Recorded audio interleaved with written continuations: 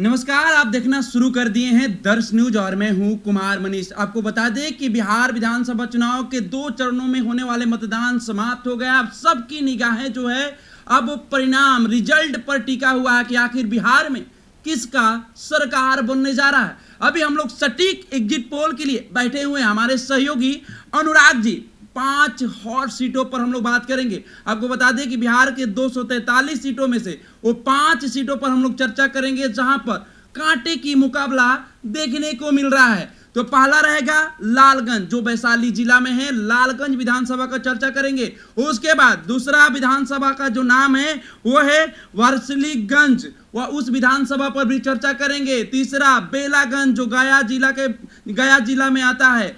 और चौथा महुआ, जो वैशाली जिला के महुआ विधानसभा सबसे हॉट सीट माना जा रहा है। उसके बाद 5वां जो विधानसभा सीट है परिहार। तो इस 5 सीट पर चर्चा करेंगे। हमारे साथ हमारे सहयोगी अनुराग जी सीधा जुड़ेंगे। लालगंज पर हम चर्चा करेंगे। बिल्कुल मनीष, आपने लालगंज की बात की तो लालगंज की जो बात कर रहे हैं तो लालगंज का जो इलाका है मुन्ना शुक्ला का इलाका है, जो बाहुबली के तौर पर जाने जाते हैं। और उनकी बेटी शिवानी शुक्ला मैदान में है, आरजेडी के टिकट पर है। और सबसे बड़ी बात कि यहाँ पर कांग्रेस के आदित्य कुमार राजा भी मैदान में उतर गए थे फाइट करने के लिए। बिल्कुल, तो जैसे कि फ्रेंडली फाइट की स्थिति बनी थी और उस दौरान जो है कांग्रेस के कैंडिडेट को भी सिंबल दिया था कांग्रेस ने और उतर गए थे।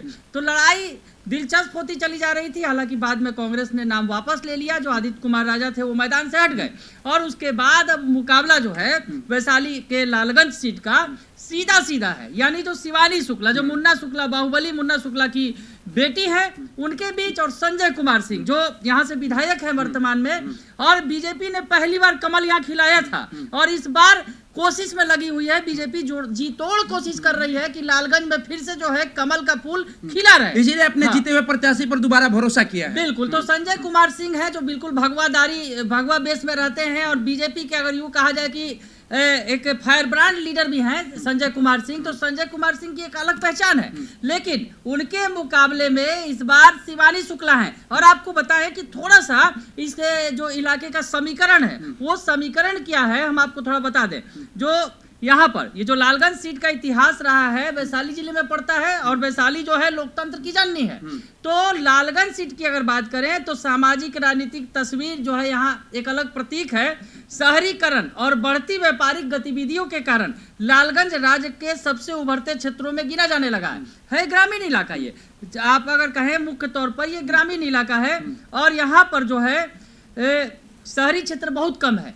और ऐसे में यहाँ एक प्रभाव रहा है मुन्ना शुक्ला का, जैसा कि हम बार बार आपको बता रहे हैं कि बाहुबली मुन्ना शुक्ला है। और इस इलाके की जो पहचान है बाहुबल और अपराध से भी जुड़ी हुई है, क्योंकि मुन्ना शुक्ला यहाँ से जीतते रहे हैं 3 बार, बाहुबलियों का दबदबा रहा है। बिल्कुल, तो हम आपको बताएं कि विजय कुमार शुक्ला और मुन्ना शुक्ला जो जेल में बंद है फिलहाल, और उनकी बेटी मैदान में है शिवानी शुक्ला। और शिवानी शुक्ला ने जो अपनी ताकत दिखाई मैदान के अंदर, जिस तरह से उनके लिए तेजस्वी यादव ने वोट मांगे और शिवानी शुक्ला ने काफी मेहनत की है इस इलाके में लालगंज की जीत के लिए। उन्होंने दिन रात एक किया, पिताजी के लिए आंसू भी बहाए। बिल्कुल, और जिस तरह से बार बार इमोशनल भी हुई और इमोशनल होने का कहीं ना कहीं उन्हें एक इनाम भी मिला है। हम आपको परिणाम बताएंगे कि क्या है। हमारा जो आकलन है, हमने हमारे संवाददाताओं ने घूम कर जो आकलन किया है, लोगों से बातचीत की है। आप भी खुद मनीष जो है आप मैदान में थे, उतरे थे, तो ऐसी स्थिति में वहाँ क्या कुछ है। तो जातीय समीकरण की अगर वहाँ की बात की जाए जी। तो पलड़ा किसका भारी है? जातीय समीकरण की अगर बात किया जाए लालगंज विधानसभा में, बिल्कुल, तो बताना चाहेंगे आप? देखिए, जातीय समीकरण की जो हम बात कर रहे हैं मनीष कि यहाँ पर जो है ग्रामीण इलाका है। 2025 का जो विधानसभा चुनाव जो है वो लालगंज के लिए निर्णायक साबित हो सकता है, क्योंकि ये इलाका विकास की ओर मतलब अगर अग्रसर है। अगर यूं कहा जाए कि ग्रामीण क्षेत्र से शहरीकरण की ओर जो है बढ़ रहा है। तो ऐसी स्थिति में यहाँ पर भाजपा की जो पहली जीत हुई है उस जीत को फिर से पाने की कोशिश कर रही है जो संजय कुमार सिंह है। और इधर हम आपको बताएं कि यहाँ का जो कुल जनसंख्या है 5,73,916 है, जिसमें 3 लाख से ज्यादा जो है पुरुष मतदाता हैं और 2,71,000 जो है महिलाएं हैं। तो कुल वोटर जो है यहाँ पर 3,50,000 तो जो लालगंज का जो समीकरण कहता है, जो मुन्ना शुक्ला यहाँ से विधायक रहे हैं, उनकी पत्नी भी विधायक रही हैं जो अनु शुक्ला हैं, और अब बेटी के जिम्मे है ये क्षेत्र, शिवानी शुक्ला। शिवानी शुक्ला। तो ऐसे में मुकाबला काफी दिलचस्प है। अगर बात करें तो ऐसी स्थिति में यहाँ पर शिवानी शुक्ला जो है लीड लेती नजर आ रही है, यानी इस सीट से जो है शिवानी शुक्ला की जीत होती नजर आ रही है। तो ये सबसे बड़ी खबर है कि वहां से लालगंज विधानसभा से शिवानी शुक्ला जो मुन्ना शुक्ला की बेटी है वो लीड करते हुए नजर आ रही है। बिल्कुल, तो इस सीट से है शिवानी शुक्ला लीड लेते नजर आ रही है। पिता के नाम पर उन्होंने वोट मांगा और पिता के नाम पर उन्होंने कहा कि जिस तरह से उन्हें जेल भेजा गया दोबारा जब वो बरी हो गए थे और उसके बाद उन्हें जेल भेजा गया, तो ऐसे में कहीं ना कहीं एक सेंटीमेंट जो है शिवानी शुक्ला के साथ है और इस सीट से शिवानी शुक्ला जीत रही हैं, जैसा कि हमने आकलन किया है। मनीष, चलिए तो अब दूसरे विधानसभा सीट की तरफ हम लोग बढ़ते हैं और दूसरा जो विधानसभा सीट है, सबसे हॉट सीट, दो बाहुबलियों की पत्नी मैदान में है, वहां से क्या निर्णायक साबित होगा, जनता किस पर भरोसा जताएगा। तो हम चलते हैं सीधा अपने सहयोगी अनुराग जी से जुड़ते हैं, हम सीधा बात करते हैं। आप तो समझ गए होंगे दो बाहुबलियों की पत्नी वार्सिलीगंज की बात कर रहे हैं। अरुणा देवी है एक तरफ जो एनडीए कैंडिडेट है और दूसरी तरफ है अनीता देवी। अनीता देवी जो अशोक महतो की पत्नी है। इनकी थोड़ा कहानी बता दें दर्शकों को, क्योंकि अक्सर चर्चा में रहे और लोकसभा चुनाव में जो हुआ था 2024 में जो लोकसभा चुनाव हुए थे उसमें शादी किया था अशोक महतो ने, आनंद फानन में शादी किया था लालू यादव के ऑफर पर। दरअसल लालू यादव ने अशोक महतो से कह दिया कि तुम शादी करके आओगे तो तुम्हारी पत्नी को टिकट देंगे, तुमको टिकट नहीं देंगे। तो ऐसे में अशोक महतो को टिकट नहीं दिया जा सकता था, जेल से निकल कर आए थे और ये कहानी बड़ी चर्चित हुई थी। अशोक महतो और उनकी जो पत्नी अनीता महतो है आखिरी वक्त में शादी किया उन्होंने और फिर लालू यादव ने वहां का लोकसभा टिकट दिया, मुंगेर से चुनाव लड़ी अनीता देवी। अनीता महतो जो है अशोक महतो हार का सामना करना पड़ा, हार का सामना करना पड़ा, लेकिन जो मैदान में काफी जबरदस्त लड़ाई हुई थी और वहां पर दिग्गज नेता थे ललन सिंह और ललन सिंह से हारी जरूर अनीता देवी, लेकिन काफी मुकाबला कड़ा था, टफ था। और आपको याद होगा कि ललन सिंह के लिए अनंत सिंह भी बाहर आए थे, उस वक्त जेल में थे प्रचार करने के लिए 15 दिन के पेरोल पे। नहीं, हालांकि वो प्रचार नहीं कहा गया था, उसमें कहा गया था कि पेरोल पर आए थे अपने काम से, 15 दिन के पेरोल पर आए थे। कहीं ना कहीं अनंत सिंह के आने का प्रभाव पड़ा और वहां पर ललन सिंह को मतलब अनीता महतो ने इतनी कड़ी टक्कर दी अशोक महतो ने कि ललन सिंह को अनंत सिंह की जरूरत हुई और अनंत सिंह जेल से बाहर आए। तो ऐसे में वो मुकाबला बड़ा ही दिलचस्प हुआ था। और यहाँ पर जो मुकाबला है मनीष, जिस तरह से एनडीए की अरुणा देवी हैं जो लगातार जीतती चली आ रही है, कुछ थोड़ा सा हम पीछे जाएंगे और यहाँ पर समझना होगा दो बाहुबली हैं। अखिलेश सिंह की पत्नी है अरुणा देवी और अखिलेश सिंह भी बाहुबली के तौर पर जाने जाते हैं। और इस पर यहाँ पर जो सीट पर है 20 साल से अगर बात करें तो वारसिलीगंज की सीट पर अशोक महतो और अखिलेश सिंह का जो है परिवार है का कोई ना कोई सदस्य जीतता आया है। अशोक महतो के परिवार के भतीजे जो है उनके प्रदीप महतो और अखिलेश सिंह की पत्नी अरुणा देवी इस सीट से विधायक बन चुकी हैं, यानी अशोक महतो के भतीजे भी यहाँ से जीत चुके हैं और अरुणा देवी जो अखिलेश सिंह की पत्नी है वो वर्तमान में विधायक है। और यहाँ सबसे बड़ी बात है कि अनीता महतो जिनकी जो अशोक महतो की जो छवि है बाहुबली की है और 2000 की अगर बात करें तो 2000 में बिहार के नवादा, शेखपुरा, जमुई और आसपास के इलाकों में सक्रिय जो महतो गुट था उसका संबंध रहा है। अशोक महतो नवादा जेल ब्रेक कांड में 17 साल की सजा काट चुके हैं और वेब सीरीज जो खाकी द बिहार चैप्टर में उनकी जीवनी आधारित थी और इसी वेब सीरीज के आने के बाद से अशोक महतो अचानक सुर्खियों में आ गए और उनको चुनाव लड़ने की इच्छा जागी और लालू प्रसाद के पास गए। फिर लालू ने ऐसा ऑफर किया और उन्होंने शादी कर ली। तो अनीता महतो मैदान में है और एक तरफ अरुणा देवी है। बाहुबलियों की ही जंग है, बाहुबलियों की पत्नियां हैं। किसका ज्यादा है वहां पर, क्या लग रहा है? बिल्कुल मनीष, आप जो कह रहे हैं कि प्रभाव किसका है, अनीता महतो काफी ताकत अपनी झोंक रही हैं और जिस तरह से लोकसभा में उन्होंने अपनी ताकत दिखाई थी, अशोक महतो का इस इलाके में काफी प्रभाव रहा है। तो ऐसी स्थिति में लेकिन जो आखिरी बाजी हम ये बताने जो खबर निकल कर ये भी सामने आया था कि जो 2024 लोकसभा में जिस तरह से अपनी वो क्षमता दिखाई थी अनीता देवी और अशोक महतो, उसी के वजह से राजद परिवार ने फिर एक बार उन पर भरोसा जताया। पर आपको याद होगा कि टिकट जब वितरण हो रहा था उस वक्त कहीं ना कहीं अशोक महतो बैकफुट पर चले गए थे, नाराज होकर चले गए, गेट नहीं खुला। बिल्कुल, ये कहानी भी सामने आई थी। हालांकि बाद में ऐसा कुछ नहीं हुआ, तेजस्वी ने फोन किया और अशोक महतो को बुलाकर टिकट दिया। तो ऐसे में टिकट मिला, लड़ाई हुई और यहाँ भी एक बड़ी बात थी कि यहाँ भी कांग्रेस उतर गई थी मैदान में। कांग्रेस भी मैदान में थी लेकिन बाद में समझौता हो गया और कांग्रेस हट गई मैदान से। यहाँ भी और यहाँ पर अब सीधी लड़ाई अगर है तो अरुणा देवी और अनीता देवी के बीच में क्या लगता है आपको लीड करते हुए कौन नजर आ बिल्कुल रहा है? मुकाबला काफी टफ है, दो बाहुबलियों की लड़ाई है, लेकिन अरुणा देवी यानी जो एनडीए कैंडिडेट है यहाँ से लीड लेती नजर आ रही हैं मनीष। तो ये चलिए, दूसरी सीट जो है वर्चलीगंज में भी बीजेपी के जो प्रत्याशी है वो लीड करते हुए नजर आ रही हैं। बिल्कुल, वहाँ अगर लालगंज की बात करें तो वहाँ से शिवानी शुक्ला जो वो आरजेडी और यहाँ से जो है अनीता महतो ने टक्कर दी है, लेकिन जो बातें निकल कर आई हैं, जो हमने आकलन किया है, जो बातें हुई है, उसमें कहीं ना कहीं अनीता महतो थोड़ा पिछड़ गई हैं अरुणा देवी के मुकाबले। देखिए, तमाम जो एग्जिट पोल को हम लोग तमाम जो विधानसभा सीट पर चर्चा कर रहे हैं, हम लोग पब्लिक का पहले मत जाना, उनका रुझान जाना, उसके बाद अपनी बातों को हम लोग रख रहे हैं। जिस तरह से हमारे सहयोगी अनुराग जी हर एक खबर पर पैनिक नजर जिस तरह से रखते थे, उसलिए हम लोग आपको सटीक कोशिश कर रहे हैं, सटीक एग्जिट पोल में हम लोग बताएं कि कौन कहां से लीड कर रहा है। फिर अगला हम लोग विधानसभा सीट की तरफ बढ़ते हैं जो गया जिला से आता है, विधानसभा का नाम है बेलागंज। बेलागंज नाम से ही इंटरेस्टिंग है क्योंकि अभी दो जातीय लड़ाई एक साथ।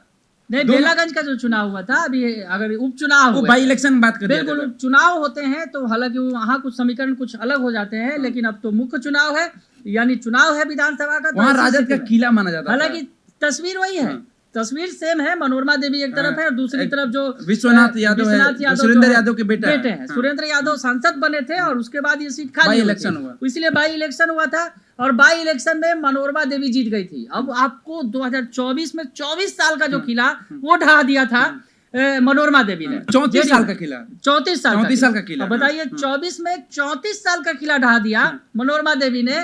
जेडीयू वहां से जीती नहीं थी, सुरेंद्र यादव लगातार जीत रहे थे, कद्दावर नेता है, बेलागंज के सांसद हैं, जब चुनाव लड़ते हैं तो उनकी जीत तय है। यहाँ से चर्चा करेंगे, दोनों ही एक ही, दोनों जो प्रत्याशी है, राजद के प्रत्याशी की बात कर ले या जेडीयू एनडीए के प्रत्याशी की बात कर ले, जो जेडीयू से है मनोरमा देवी, दोनों एक ही समाज से आते हैं। प्रभाव वहां पर किसका ज्यादा फैक्टर है? बाई इलेक्शन में तो आपने जिस तरह से कहा कि 34 साल का किला, राजद को जो किला गढ़ माना जाता है, उसको मनोरमा देवी ने तोड़ी है। इस बार क्या लगता है? बिल्कुल, तो थोड़ा सा हमको वहां समझना होगा कि आखिर वहां पर क्या है। राजद की तरफ से हैं विश्वनाथ यादव जो सुरेंद्र यादव के बेटे हैं, अब वो भी यादव समाज से आते हैं, और इधर से मनोरमा देवी हैं जो बिंदी यादव की पत्नी है, जो बाहुबली थे, और उनकी पत्नी है और वो भी यादव समाज से आती है।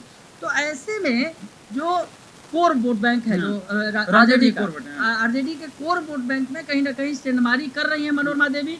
और 2024 का उपचुनाव हुआ था उसमें भी यह असर देखने को मिला था। और एक और बात है, यहाँ पर में भी आंकड़ा बहुत ज्यादा था, हार जीत का अंतराल जो था बाई इलेक्शन में भी वो देखने को मिला था। तो राजद का जो कोर वोटर है टूटा है, तभी उधर आंकड़ा बढ़ा है। बिल्कुल, अगर उस वक्त माना जा रहा था, बाई इलेक्शन में आरजेडी की जीत मानी जा रही थी, लेकिन उसके बावजूद जो अगर यूँ कहा जाए कि मनोरमा देवी ने जीत हासिल की, तो यादव की जंग है अगर यूँ कहा जाए, तो उसमें यादव वोट को जो तोड़ने में कामयाब हो जाए। यानी अगर आरजेडी का वोट बैंक है, कोर वोट बैंक है यादव, और मुस्लिम के लिहाज से देखा जाए तो जन सुराज के टिकट पर जो यहाँ पर जो कैंडिडेट है साहबुद्दीन, मोहम्मद साहबुद्दीन है, वो लड़ रहे हैं। और सबसे बड़ा फैक्टर मनीष यहाँ पर यही हो रहा है कि मोहम्मद साहबुद्दीन जो माई समीकरण में से अगर एम जो है उसका तोड़ ले जाती है अगर मनोरमा देवी। बाई इलेक्शन में भी आपको ये देखने को मिला होगा, जनसुराज के जो प्रत्याशी है वहां पर उनका अपना वर्चस्व दिखा था, और जो एम जो बात कर रहे हैं, एम वहां टूटा था, तो एम टूटा था। और यहाँ पर मोहम्मद साहबुद्दीन जो है, जो जनसुराज है, कहीं ना कहीं वो उसमें भी सेंधमारी कर रहे हैं। तो ऐसी स्थिति में समझा जा सकता है, जब चुनाव में मनोरमा देवी जब मुकाबला टफ था उसमें जीत हासिल की थी, लेकिन इस बार जो समीकरण बने हैं कहीं ना कहीं जनसुराज की वजह से मनोरमा देवी के लिए रास्ता और आसान हो गया फिर से। यानी मनोरमा देवी यहाँ से जीतती हुई नजर आ रही है मनीष। यानी यहाँ पर जो है जेडीयू फिर से अपना परचम लहराने जा रही है मनीष। देखिए, तो 3 सीटों पर हम लोगों ने चर्चा किया। वैशाली के जो सीट है लालगंज, वहां से राजद के जो प्रत्याशी है शिवानी शुक्ला, वो लीड करते हुए नजर आ रही है। वही वारसीगंज की अगर बात करें तो वहां से बीजेपी के जो प्रत्याशी है वो लीड करते हुए नजर आ रही है। और बेला से जिस तरह से हमारे सहयोगी अनुराग जी बता रहे हैं कि फिर से एक बार एम का हटना और जो एनडीए के प्रत्याशी है उनका पलड़ा भारी नजर होते हुए नजर आ रहा है। अब हम लोग चलेंगे सीधा उस विधानसभा पर जिस पर सबकी निगाहें टिकी हुई है। वो राजद परिवार से आते हैं, वो लालू फैमिली से आते हैं, लालू के बड़े लाल तेज प्रताप यादव क्या होगा जो तेज प्रताप महुआ यादव से का बड़ा तार नजर ठोके है। हैं। महुआ पर जबरदस्त इस बार जो है कहीं यहाँ ना हम लोग कहीं- फ्रेंडली फाइट भी नहीं कर सकते हैं क्योंकि वो बागी बन चुके हैं। बिल्कुल, और जेजेबी को चला रहे हैं, जेजेबी के मुखिया हैं, अपना अपना संस्थापक हैं जनशक्ति जनता दल। तो तेज प्रताप यादव लगातार इस सीट पर पूरी अपनी ताकत झोंक रहे थे तेज प्रताप यादव। और कहीं ना कहीं अगर देखा जाए तो तेज प्रताप यादव के लिए तेजस्वी यादव चुनाव प्रचार करने आए जरूर, लेकिन कहीं ना कहीं एक पारिवारिक सेंटीमेंट जो है, क्योंकि मैंने महसूस किया, क्योंकि अगर सोशल मीडिया को ही अगर हम लोग सर्च करें तो सोशल मीडिया में मैंने सर्च किया कि तेजस्वी तमाम जगहों पर जा रहे थे, रैलियों की जो वीडियोज है वो डाल रहे थे, लेकिन तेज प्रताप यादव के खिलाफ जो उन्होंने चुनाव प्रचार किया अपने वो सोशल मीडिया पर वीडियो लाइव उन्होंने नहीं है। नहीं डाला। तो ये कहीं ना कहीं परिवार का जो सेंटीमेंट है वो अपने बेटे के प्रति है, एक लगाव तेज जो है। प्रताप यादव के प्रति है। भले ही पार्टी की प्रतिबद्धता है, पार्टी से मुकेश रोशन उतरे हुए हैं और विधायक भी हैं और फिर से मैदान में जब हैं। तेज प्रताप यादव की मम्मी से मीडिया ने सवाल किया था तो कही कि देखिए वो अलग कहाँ है, मेरे दिल में है। बिल्कुल, राबड़ी पार्ट- देवी की तो दिल की बात भी आ गई हाँ, कि वो वो तो बेटा सामने है आ गया था। और बेटे के प्रति जो है कहीं ना कहीं वो खत्म नहीं हो सकता, चाहे पूरा परिवार का, किसी का बेटा है, वो किसी का भंग भाई नहीं है, हो किसी सकता। का तो पारिवारिक रिश्ता है, मोह भंग नहीं हो सकता। ठीक है, भले ही जनता के सामने दूरियां हैं। तेज प्रताप यादव का वो सेंटीमेंट भी देखने को मिला था जब चुनाव के लिए नॉमिनेशन करने गए थे, अपनी दादी की दादी की तस्वीर तस्वीर ले लेकर गए थे, माँ उनके साथ कोई परिवार नहीं था। चेहरे पर तो पूरा कहीं ना कहीं जो तेज प्रताप का जो ये सेंटीमेंट है, सेंटीमेंट बटोरा है तेज प्रताप यादव ने महुआ के विधायक भी रहे हैं, बीच में हसनपुर से चुनाव हसनपुर लड़े। से लड़े। हसनपुर से ज्यादा उपयुक्त जो अगर कहा जाए कि महुआ जो है वो आरजेडी के लिहाज से सबसे उपयुक्त है। माई समीकरण जो है यहाँ पर और काफी जिस तरह से मजबूत है। तेज प्रताप यादव के जनसभा में जो जनसलाब देखने को मिल रही है उससे ये लग रहा है कि नहीं तेज प्रताप पर लोग वहाँ भरोसा जता रहे हैं। बिल्कुल, और आपको बता दें कि मुकेश रोशन जो राजद के वहाँ से प्रत्याशी हैं, बहुत प्रयास किए, तेजस्वी से मुलाकात किए, लालू यादव से मुलाकात किए कि तेज प्रताप को मना लीजिए, उनको अपने पार्टी में फिर से वापस बुला लीजिए, लेकिन देखिए मुकेश रोशन तो रोते नजर आ रहे थे जब मुकेश रोशन को लग रहा था कि उनकी सीट छीन जाएगी। जब तेज प्रताप यादव आरजेडी में थे तो उसी वक्त उन्होंने ऐलान कर दिया था महुआ से लड़ेंगे चुनाव, लेकिन बाद में तस्वीर ऐसी बदली कि तेज प्रताप ही पार्टी से अलग हो गए और परिवार से भी अलग हो गए और उन्होंने अपनी पार्टी बनाई, चुनाव लड़ रहे हैं। हालांकि आपको बताएं कि जिस तरह से महुआ का मामला दिलचस्प है, संजय सिंह है जो तो चिराग आपको क्या पासवान के लगता है कि करीबी ये त्रिकोणीय श्रृंखला होने जा रहा है या एक तरफा होने जा रहा है? क्या देखिए, लगता जहाँ है आपको? तक आप लोगों का ही आकलन है, जो संवाददाता हमारे गए और वहाँ पर है, कहीं ना कहीं जो मुकाबला है तेज प्रताप वर्सेस आरजेडी यानी मुकेश रोशन के आमने सामने वाली स्थिति है। मतलब इसमें संजय एनडीए सिंह के जो कहीं ना प्रत्याशी है, कहीं- जी, जेपीआर के जो चिराग के प्रत्याशी है, हाँ। उस लड़ाई में नजर नहीं आ रहा है। बिल्कुल, तो ऐसी स्थिति तो यहाँ ऐसा पर बनी नहीं हो सकता है, इससे आंकड़ा हम लोग एक बना सकते हैं, मुकेश रोशन और तेज प्रताप की लड़ाई में कहीं एनडीए के जो प्रत्याशी को बाजी मार सकते हैं, ऐसा क्या हो सकता है? नहीं। देखिए, अब महुआ की बात करें तो महुआ के विधायक रह चुके हैं तेज प्रताप यादव, और महुआ का जो समीकरण है यहाँ पर सबसे ज्यादा जो है, हम आपको थोड़ा सा समीकरण जातीय समीकरण जी, भी जी। बताने की कोशिश थोड़ा सा करते हमारे हैं दर्शकों को कि बताइए। यहाँ पर क्या कुछ समीकरण रहा है। और यहाँ पर आरजेडी के लिहाज से जो माई समीकरण है वो काफी महत्वपूर्ण रहा है। तो इस समीकरण के तहत अगर कहा जाए, यहाँ पर 2020 में मुकेश रोशन जीते थे, आरजेडी के हैं। 2015 में तेज प्रताप यादव इस सीट से जीत उन्होंने हासिल की थी, वो भी आरजेडी से थे, तब जीत हासिल की थी। 2010 में जेडीयू के रविंद्र राय यहाँ से चुनाव जीते थे, 2010 में जेडीयू ने यहाँ से जीत हासिल की थी। और 2005 में महुआ सीट से आरजेडी के शिवचंद राम जीते थे। तो ऐसे स्थिति जो है यहाँ पर आरजेडी के पक्ष में रही है। और इस बार क्योंकि देखिए कहीं ना कहीं तेज प्रताप यादव के साथ पूरे परिवार का सेंटीमेंट है, भले ही परिवार साथ नहीं खड़ा है, लेकिन तेज प्रताप यादव ने जिस तरह से सेंटीमेंट बटोरा चुनाव के नॉमिनेशन के दिन से ही, वो लगातार कहीं ना कहीं अपने दादी को की जो दिखाते साथ रहे में कि तस्वीर हम लेकर परिवार जा में हैं, परिवार ने मुझे छोड़ दिया है, लेकिन मैं अकेला खड़ा हूँ, मैदान में लड़ रहा हूँ और महुआ मेरी विरासत है। महुआ से लड़ चुके हैं चुनाव, विधायक भी रह चुके हैं। तो ऐसी विकास का स्थिति- भी दावा करते हुए नजर कि जब हम हाँ। यहाँ के विधायक थे तो काफी विकास भी किए। बिल्कुल। तो ऐसी स्थिति में महुआ से तेज प्रताप यादव जीतते नजर आ रहे हैं। चलिए, तो हम लोगों ने 4 विधानसभा सीट पर हम लोगों ने चर्चा कर दिया, रिजल्ट भी बता दिया। अब आखिरी 5वां जो काफी हॉट सीट माना जा रहा है, 3 देवी उस मैदान में उतरी है। अब 3 देवी का नाम भी बताएंगे, वो विधानसभा भी बताएंगे, चर्चा भी करेंगे अपने सहयोगी अनुराग जी से। तो सीधा चलते हैं 5वां, जो हम लोग 5 सीटों पर चर्चा करने जा रहे थे। तो अंतिम जो सीट है विधानसभा वो है परिहार, जो सीतामढ़ी जिला में आता है। परिहार में 3 महिला की लड़ाई, देखने को मिल रहा है। बिल्कुल बड़ा ही दिलचस्प लड़ाई है। और यहाँ पर आपको बताएं कि परिहार, जिसमें परिहार के नाम की चर्चा होती है तो रितु जायसवाल स्वाभाविक तौर पर मुंह पर जबान पर उनका नाम आ जाता है। परिहार में क्योंकि रितु वहाँ जायसवाल ने उस जिला से लोकसभा भी लड़ चुकी है। बिल्कुल हाँ। परिहार के का विधानसभा चुनाव भी लड़ी थी और महज कुछ हजार चंद वोटों से हार गई थी। 3000 कुछ वोटों हाँ, से 2020 की बात है। हाँ 20 में तो 2020 में उन्होंने पूरी ताकत से चुनाव लड़ा, चुनाव हार गई।